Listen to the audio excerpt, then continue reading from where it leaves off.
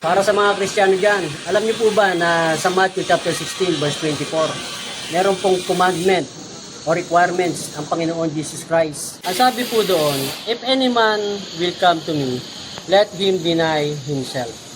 Ngayon, ano po ba yung ibig sabihin ng denying yourself? Mga kapatid, ito po yung pagdi-deny natin sa ating sarili na ibig sabihin, yung dati nating pagkatao ay wala na.